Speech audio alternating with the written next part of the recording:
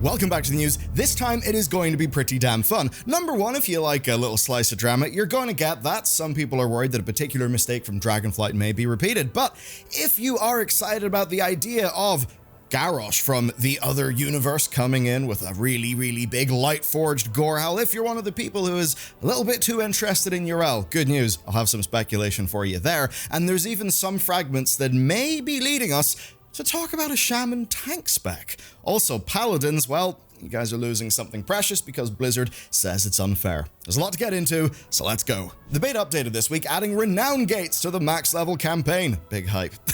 So you'll need to have Renown level 4 on each of the tracks to continue the story once you've hit level 80. Now, immediately, people saw this and were cast back to the mistakes of Dragonflight's story. How basically a lot of people didn't see it because of the Renown Gates, how it didn't feel like a cohesive experience. But I'm actually here to set a lot of your fears at rest. I get how the first reaction is that the mistakes of the past are being repeated, but after a full story playthrough and ending at level 76, we were just about 4 on 2 Renowns, we were 3 in 1 Renown, and we were 1 on another one of the Renowns. See, that's the thing. Unlike in Dragonflight, side quests aren't rewarding any rep. We're not really sure if that's intended, but picking up treasures, world quests, world events, and killing rares, you could see that by the time we hit level 76, we already had loads of those Renowns, so I do not think that this is going to be a major issue.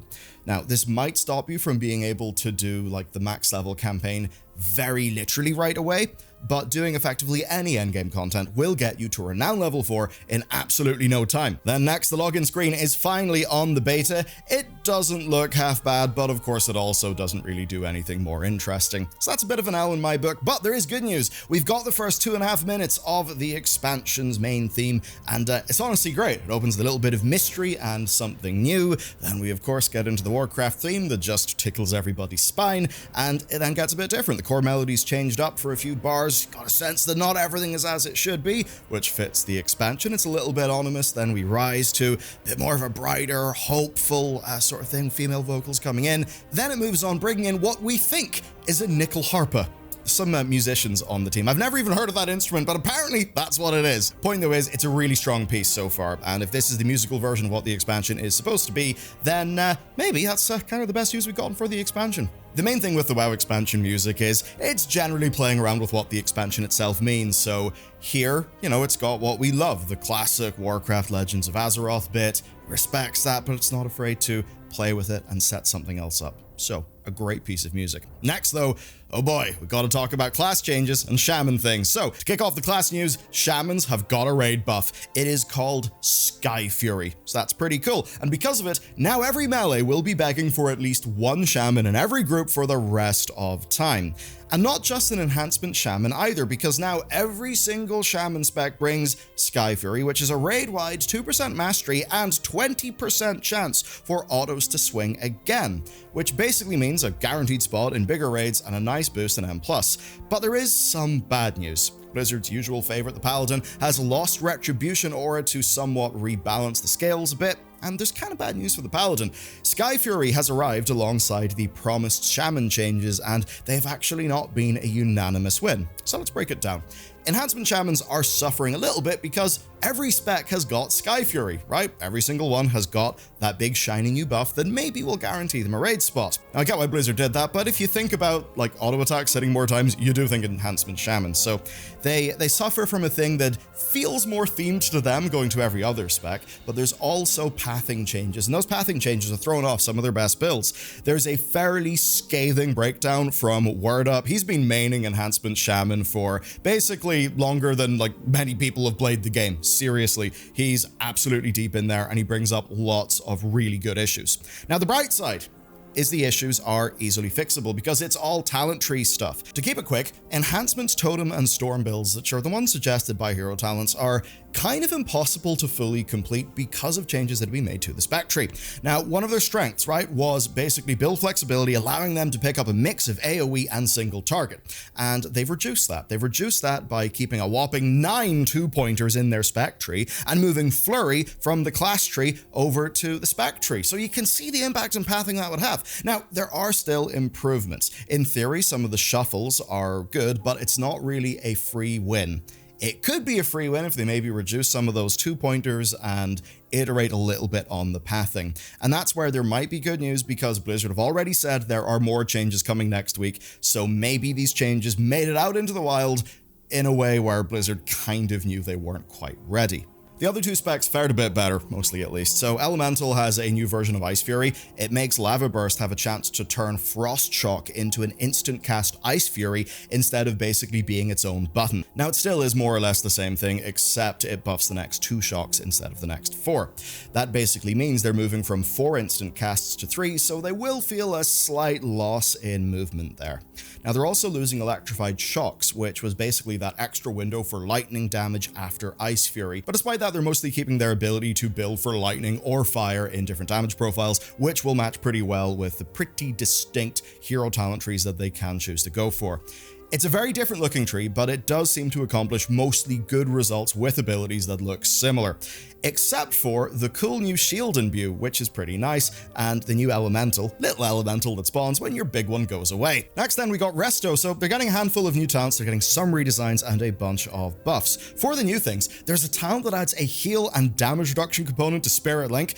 Sounds pretty rad to me. I mean, Spirit Link Totem is, it's already amazing. So that's pretty neat. There's also a new talent that rewards you for rebuffing, right, your earth and water shields when they're low in stacks. Hopefully that feels good. There's also a buff to Healing Rain and an Ascendant's Choice for a 2-minute cooldown version of it, or a longer version with a ton of haste. Then we've got some redesigns to fix up issues with Mana Tide Totem, with Earth Shield and Earth Living Weapon.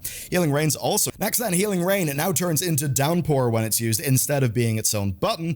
And, well, if you like the idea of your damage feeding back into your healing, there is a bit of that with the new Master of the Elements. Then we got a weird thing. The last line of the note says that they've got plans, right, for a further update in a future patch of the War Within.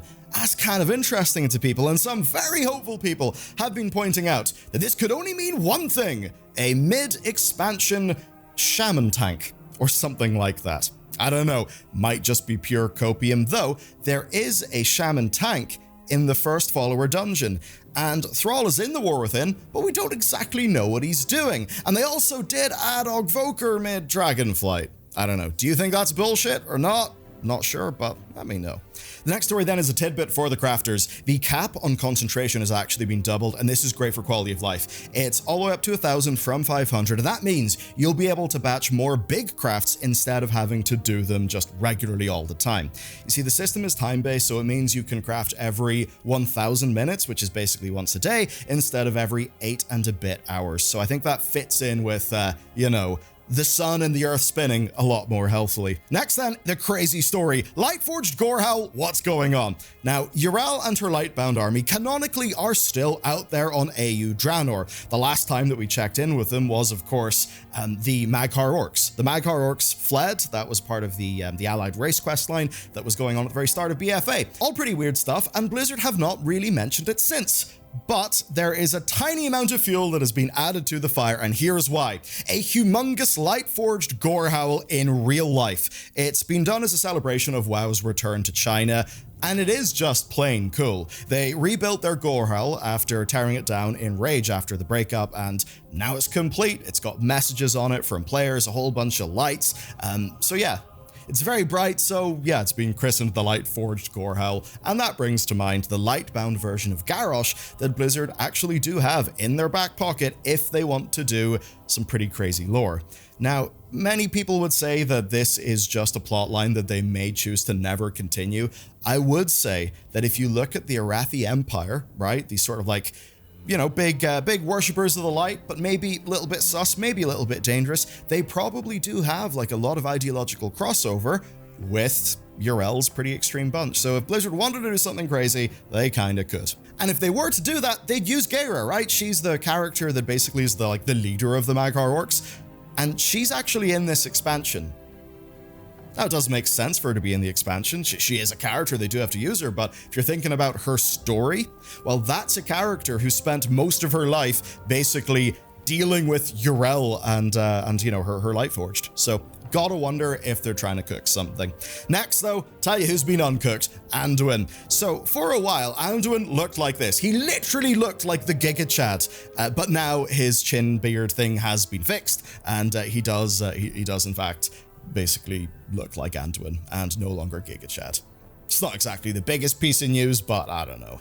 It's kind of funny. Thrall then. Trials is another one of the voices within short stories. This time, it is about Thrall and his boy and his girl. It marks the 4th story of the 6 that have been promised in the book. Basically, they're going to be doing a physical, collection of all 6 stories. The stories themselves, though, are being released online for free, which I think is a really good move. And I'll certainly say any fear people may have had about needing this lore to understand the game, those fears are dead. This is a really good read. It's focusing on Thrall, it's focusing on his family, dealing with the Gara, which is a sort of pass or die, orc rite of passage. It's one of the things reintroduced into orcish society with the Heritage Armor questline. Basically, young orcs are dying, and Thrall is pondering how their society will kind of understand the need for strength and violence in an era mostly of peace. And what makes it a good story is the dialogue, the scenes with Thrall and his daughter. They're really great. Definitely go give them a read. It's a shame, I would say, that Thrall is not being fully utilized in War Within, but hey, who knows? Maybe halfway through the expansion, he'll burst back in and say, hey, shamans, guess what? We're tanks now. Finally then, a bit of a surprise, something really cool and kind of related to Goral. So there's some Season of Discovery data mining that's just really cool. Wowhead have discovered some strings. There are strings on the PTR that spoil a little bit of a new surprise in a dungeon that's being added to the phase, right? So it's apparently going to be in the largely unused Demon Fall Canyon in Ashen Vale. That is, of course, the location where this cutscene happened, where the big demon fell. Grom's sacrifice, one of the great moments of the franchise's history, and I think quite fittingly the dungeon seems to have a bunch of demons and corrupted nature things, including a Phantom of Gromash who will likely drop the Shadow of Goral. It's pretty awesome.